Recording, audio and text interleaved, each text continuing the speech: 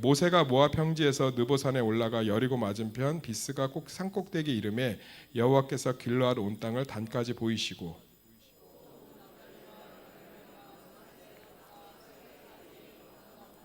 네겝과 종려나무의 성읍 여리고 골짜기 평지를 소알까지 보이시고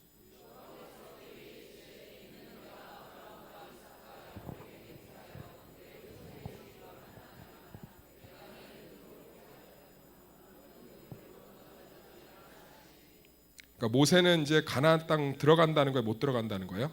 못 들어간다는 거죠. 이에 여호와의 종 모세가 여호와의 말씀대로 모압 땅에서 죽어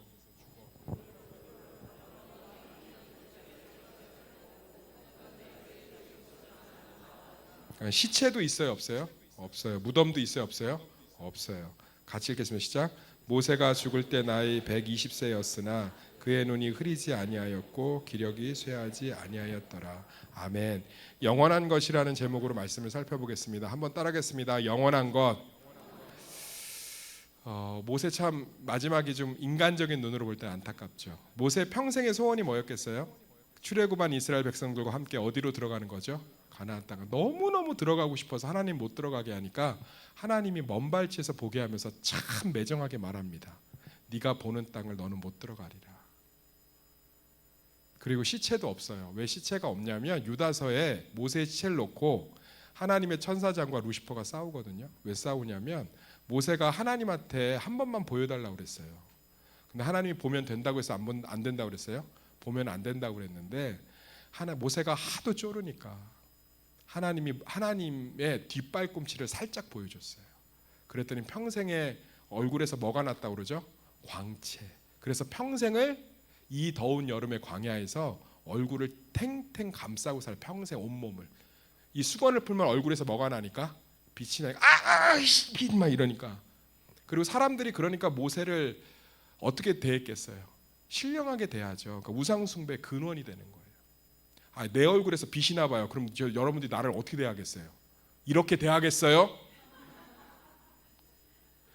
그러니까 막 모세가 시체가 죽었을 때도 시체에서 뭐가 나는 거예요?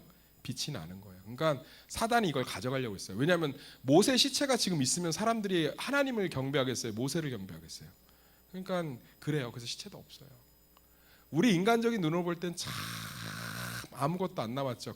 그렇게 원하던 1세대들도 못 들어가고 모세도 못 들어가고. 그런데 결국은 그 모세가 가나안 땅에 못 들어가면서 쓴 설교, 고별 설교가 신명기가 되고 할렐루야. 모세가 못 들어가고 여호수아가 들어감으로 말미암아 여호수아가 예수 그리스도를 상징하거든요. 그래서 구약의 복음의 핵심이 시작되고. 그러니까 우리 눈에 보이기에는 별 열매가 없는 것처럼 보여도 결국은 하나님의 영원성 안에서 모든 것이 뿌린 씨들이 열매가 되는 줄 믿습니다. 그래서 우리 청년들 뭐 나중에 이런 소리 좀 하지 마세요. 우리 교회 40, 50대 많은데 뭐 한때 뭐 청년 때 죽을 때까지 복음을 위해 사시길 소망합니다. 뭐 너 한때 뭐 해봤는데 뭐 그래서 뭐 어쩌라고요? 그래서 뭐 그걸 뭐 그때 해봤지만 뭐 내 인생 별거 없고 뭐 별거 있을 줄 알았어요? 죄인이? 그래도 끊임없이 흘려내시길 소망합니다.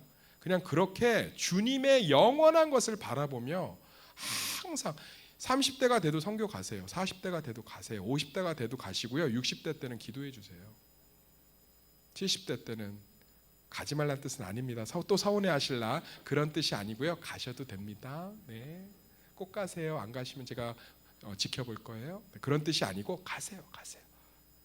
근데 뭔가 내가 선교 갔다 오면 은혜 받을 줄 알았는데 뭐 수련회 한번 갔다 오면 애들 변한다더니 우리 애들 뭐 갔다 와서 게임만 하대 뭐. 수련회 갔다 온 날 주일이 더 출석이 어때요? 우리 교육자들 떨어져요. 왜요? 애들 뭐해서? 밤새 놀아 피곤해서. 그래도 뿌리세요. 그래도 보내세요. 하나님 앞에 그 하나님의 영원함 안에서 열매 맺는 줄 믿습니다. 자녀의 기도를 멈추지 마세요. 제가 이 예화만 하고 오늘 설교 마칠게요. 약속했으니까. 농촌 선교를 이제 우리 교회가 이제 두 군데 가죠. 당진하고 이제 어디죠? 철원 가는데 이제 내년에는 안동 쪽을 하나 더 늘릴 생각이 있어요. 안동 북부교회를 늘릴 생각이 있는데 이제 예전 교회는 한 7, 8교회를 다 흩어져서 갔습니다. 그러면 지역마다 교회에 대한 특색들이 좀 있어요. 그러니까 전라도 지역은 파송을 하면 전라도는 정말 기독교에 대해 우호적이에요. 아따 그라제이 아따 우리가 남이은 우미징한그. 충청도, 전라도는 교회에 대해 상당히 우호적이에요. 그건 어쩔 수 없어요. 선교사들이 메비우스 선교 정책에 따라서 각 교단별로 우리나라를 찢었거든요. 경상도는 어디 뭐 이렇게, 캐나다 북장로 뭐 이렇게. 그런데 전라도 쪽으로 파송받은 선교사님들이 가서 뭐부터 했냐면 그냥 뭐 문헌에 보면 농사짓고 똥찌개지고 선교사님들 목사님들이 참 많이 섬겼어요. 할렐루야.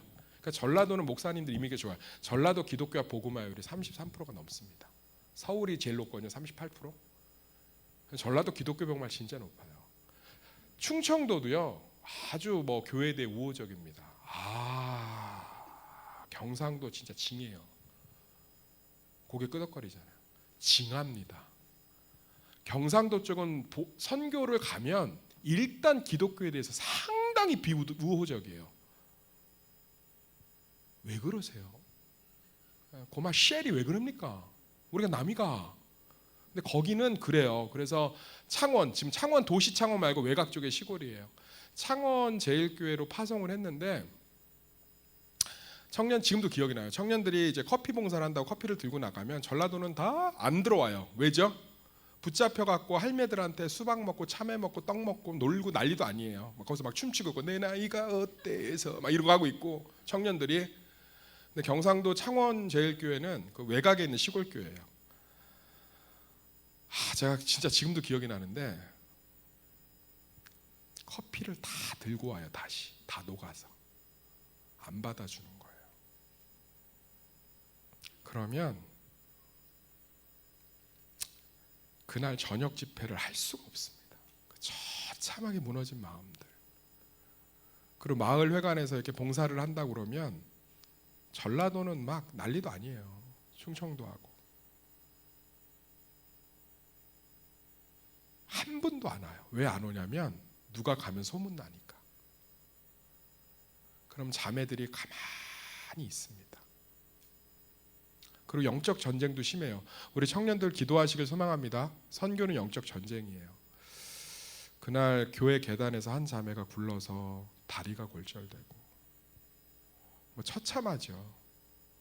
갑자기 한 형제가 일사병으로 쓰러져서 뭐 일사병 나가서 일도 안 해요. 뭐 불러주지도 않으니까 교회 도움 받으면 욕 먹으니까. 그런데 쓰러져서 팀장이 교회 지갑을 잃어버리질 않나. 영적 전쟁이 심해요. 하여튼 선교가 끝나고 그 다음 해 이제 모집을 합니다. 뭐 무안팀 몇 명 지원했습니다. 뭐 충청도 어디 교회팀 몇 명 지원했습니다.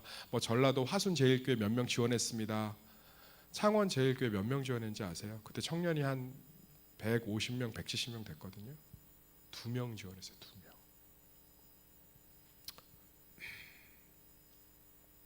청년들도 거기 가고 싶지가 않은 거예요. 열매가 안 보이니까.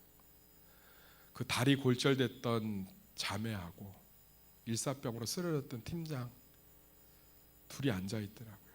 목사하고 셋이 창원 제일교회는 2명 지원했구나.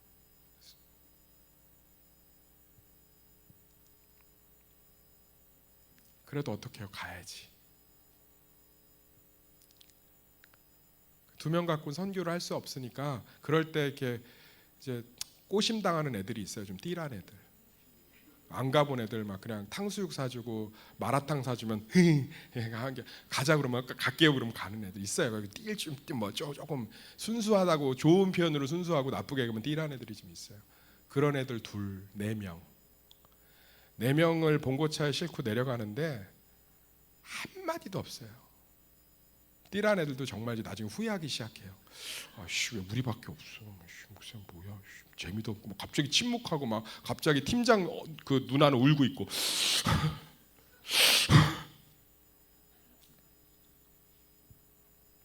전라도 팀들은 신났어요.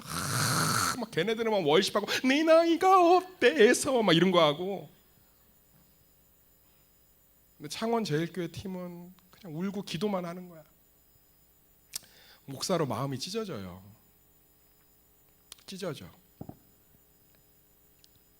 수박을 이제 고생 준비하면 수박을 사다 주면 전라도 팀, 청정도 팀은 먼저 인원이 많으니까 막 지네끼리 쪼개 먹고 뭐 설탕 발라 먹고.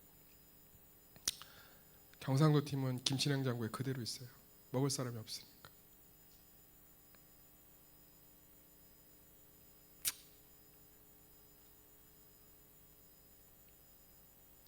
그런데 한 번도 파송을 안 한 적이 없어요. 그렇게 2명이 4명이 되고 4명이 6명이 되고 6명이 8명이 되고 나중엔 10명이 되고 결국은 그 5년 동안 꾸준히 한 선교를 통해서 지역교회가 살아나기 시작하고 할렐루야.